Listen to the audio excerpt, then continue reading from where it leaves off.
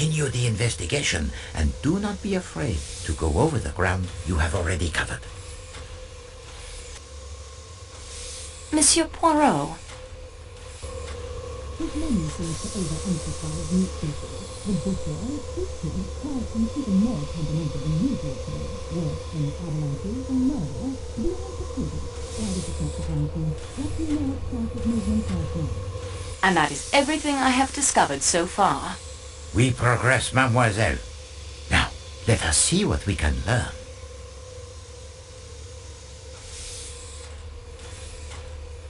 The timetable is very complete now. Oh, yes, it is essential to the understanding of the crime. Study it carefully.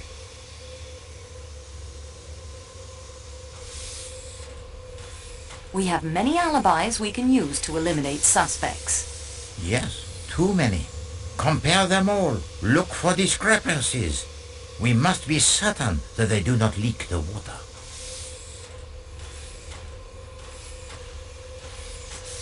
I believe I have collected all the passports. Très bien, mademoiselle. You have done well.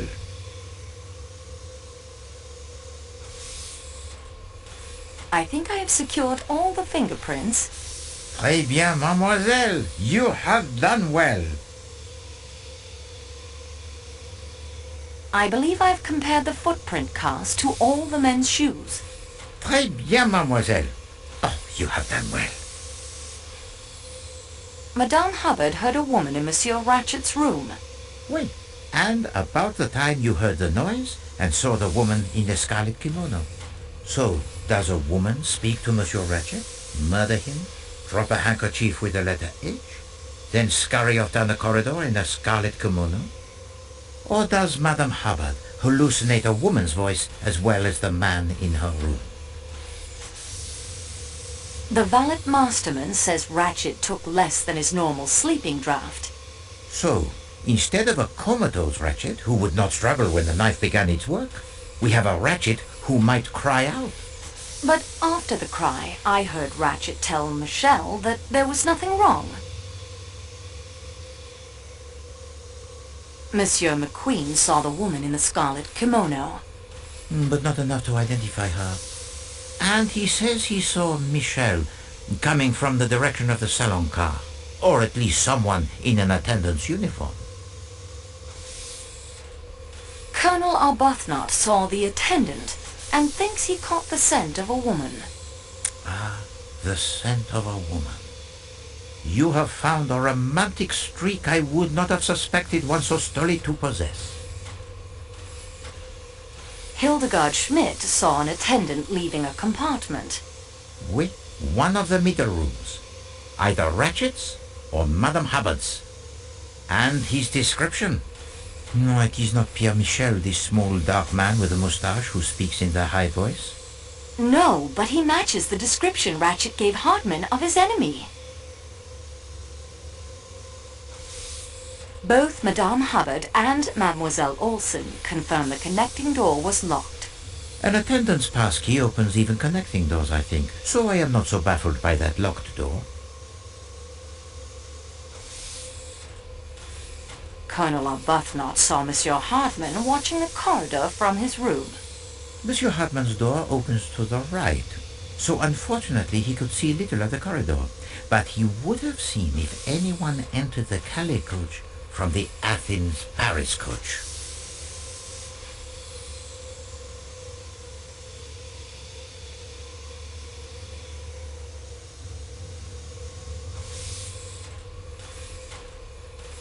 The footprints in the snow belong to Foscarelli. And his fingerprints are found upon the windowsill of Monsieur Ratchet's room. Yet he does not smoke a pipe, nor I think does the cambric handkerchief with the letter H belong to him. The stiletto I found in the hut must be the murder weapon. That would seem to be the obvious conclusion.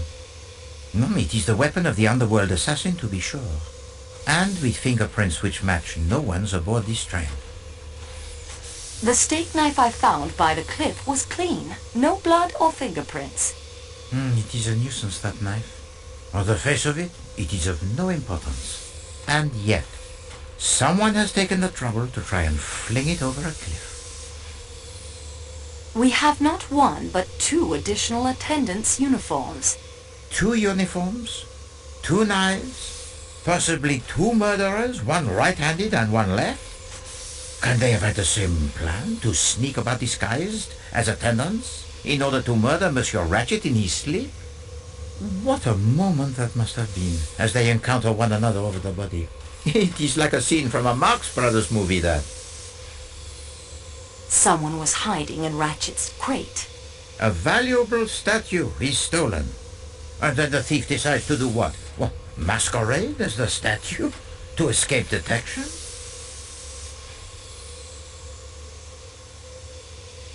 The missing statue is another motive for murder. Why not? We have the possible revenge from the Armstrong kidnapping, a possible assassin from Ratchet's underworld past. So why not a thief who kills Ratchet to cover up his crime? If we find 9 more motives for the murder and 10 more knives, we at least will have explained all those stab wounds.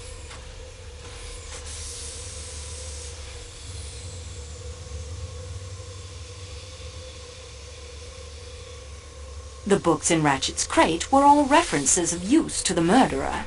Explain, mademoiselle. Géographie Européenne would be helpful in following the route of the train and choosing the best spot for murder. Introduction à la Science could give information about sleeping drafts. And Crime and Punition by Dostoevsky? Was the guilty conscience of the killer haunting him as it did the unfortunate Raskolnikov? Mateo's fingerprints are on the padlock from the door of the hut. That padlock interests me. Why would Mateo have a key to a shepherd's hut in the middle of the mountains, near the spot where he would have no idea the train would be stopped by an avalanche? Monsieur Poirot, you don't think the avalanche was caused deliberately? No, mademoiselle, I do not.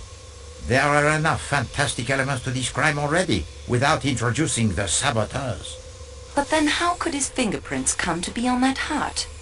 They were not on the hut, but on the padlock. Further investigation appears necessary on this point. The padlock was taken when Mateo's ham radio equipment was sabotaged. Someone has gone to great trouble, it seems, to direct suspicion upon this young man. Yet how can he have reached the Calais coach unobserved?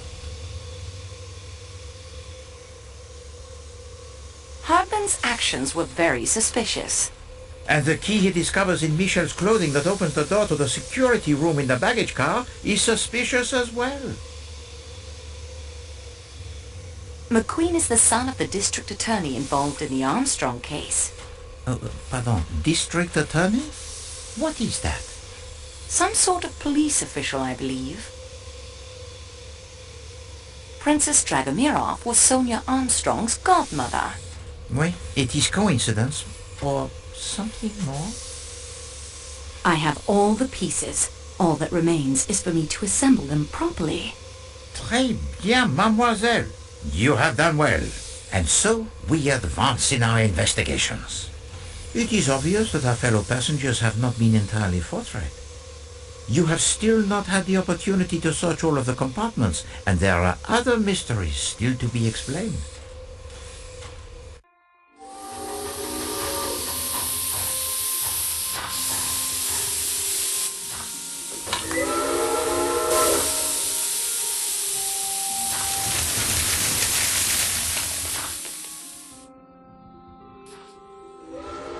Those whistles mean a train with a snowplow has arrived from Broad.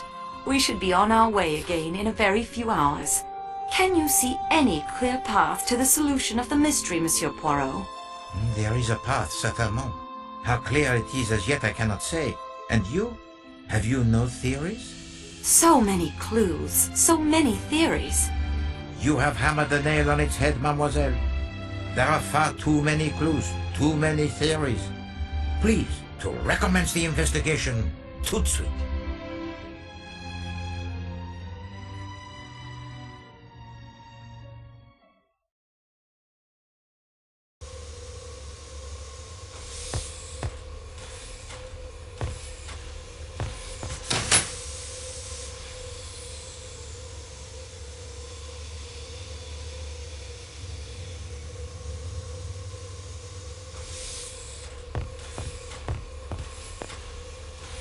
Hello again. Monsieur McQueen, I love how you say my name. will you be serious? I am serious. Sorry. I better be careful. I've realized I'm definitely the most suspicious character on the train. All you have to do is find a will in which the old man left me all his money, and that'll just about clinch it. Is there a will? Not that I know of. He'd never leave me a cent, really. I was just useful to him. Languages and so on. I'm no linguist, but I can get by in German and Italian and French. You told me you knew Sonia Armstrong. Yes, I did. My dad was the district attorney on the case. So yes, well, I was just a kid, of course, a teenager. Schoolboy crush, I suppose, and all that. It occurs to me that in spite of everything, the murder may not have to do with the Armstrong case at all. Oh? I thought that must be pretty settled. We have much evidence pointing to the existence of an outsider aboard the train. One who disguises himself, uses a stiletto to kill, then vanishes into the snow. What do you think? It's certainly a possibility, but in that case, it'll be hard to catch now. He's had quite a head start. Or he could be out there frozen in a snowdrift or lying broken at the bottom of a rocky ravine. The body may never be found until the spring thaw. Well, that conjures up an unpleasantly graphic image. You seem to really enjoy this stuff. I enjoy the investigation, monsieur. I certainly do not enjoy the fact that a man has died. No, of course not. Say, I was just wondering. I mean, I have no plans to return to the States right away. I may find myself back in Istanbul. I was wondering if you might consider having dinner with me some night.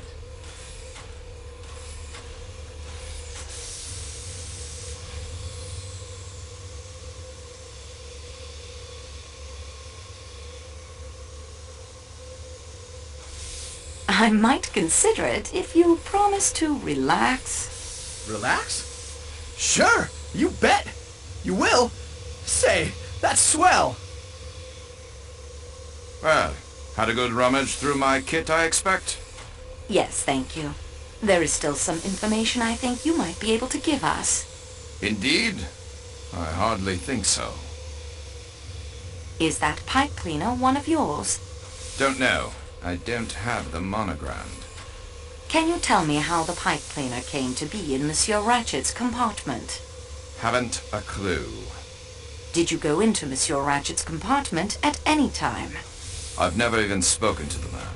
You never spoke to him, and you did not murder him. If I had, I should hardly be likely to acquaint you with the fact. Ah, well, it is of no consequence. Oh? Monsieur Poirot has told me he can think of 11 excellent explanations of its presence. Not now, when it's all over, when it's behind us. Is that a quote? Mademoiselle Debenham said those words to you at Sakeki Station in Istanbul. Tell me to what those words referred. Why don't you ask Miss Debenham? I will. You have nothing whatever against her. I'm sorry, but you're wrong. We know that Mademoiselle Debenham was governess in the Armstrong household at the time Daisy Armstrong was kidnapped. The devil, you say? If Mademoiselle Debenham is innocent, why did she conceal the fact? I have no idea, but your suspicions are utter rot. Why did Mademoiselle Debenham tell me she had never been to America? You better ask her. I still think you are wrong. You're making a serious mistake. I think it is you, Colonel, who have made the mistake.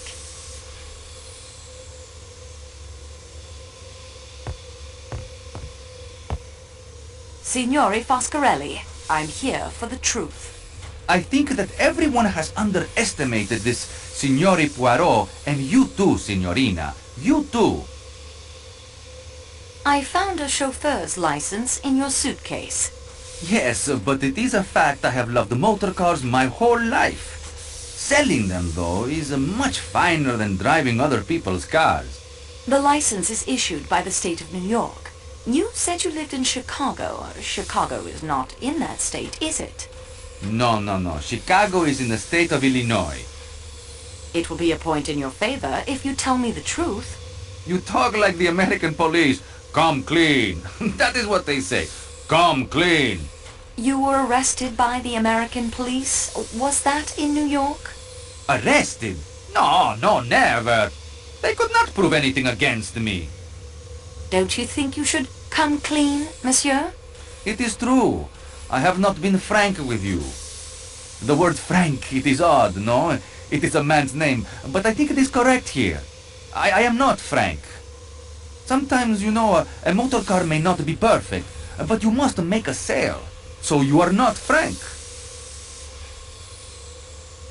You were the Armstrong chauffeur, were you not? Since you know, why ask me? Why did you lie to me? Lie? Lie? I did not lie. I was not frank. Why? I do not trust the Yugoslavian police. They do not like Italians. They would not have given me justice. Tell me about Daisy Armstrong. That little one. She was the delight of the house. Tonio, she called me. They all did. She would sit in the car and pretend to hold the wheel. Such a beautiful little one. Have you been frank about your movements last night? I had nothing to do with that business. It was not I who killed that big ratchet. You cannot prove anything against me. Au revoir, monsieur.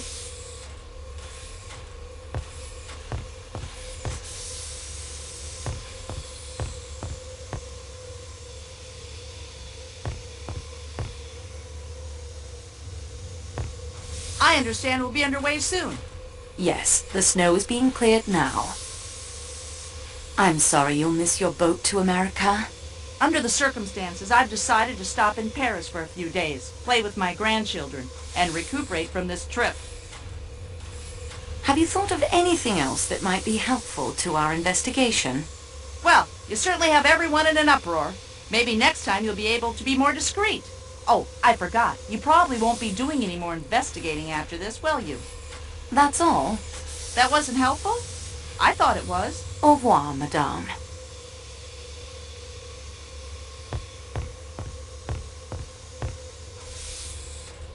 Monsieur Hardman? I owe you an apology, Miss Marceau. You do?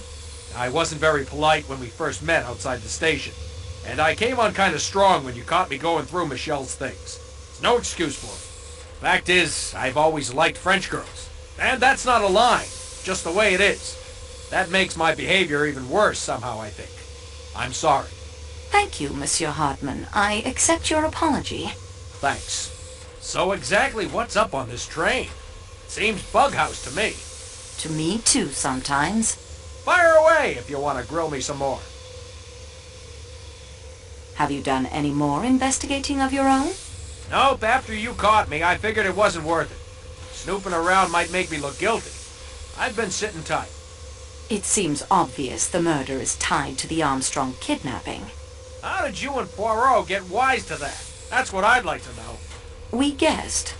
Okay, I'll pretend I believe that. You were not the gardener at the Armstrong house, were you? They didn't have a garden. I'm beginning to believe I'm about the only one on this train who had no connection to that case. Have you any ideas of your own about the crime? I admit it's got me beat.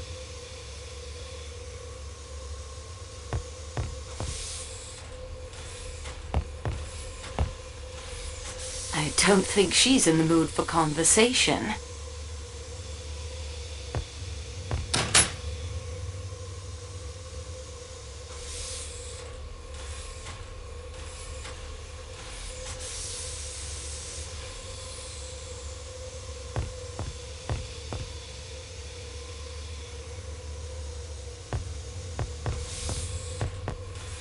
Dr. Constantine? I thought you had forgotten about me. You have further need of my expert advice. I'd like to talk to you about that, yes. Good. Could you give me an account of your movements last night? My movements? Surely, I am not a suspect.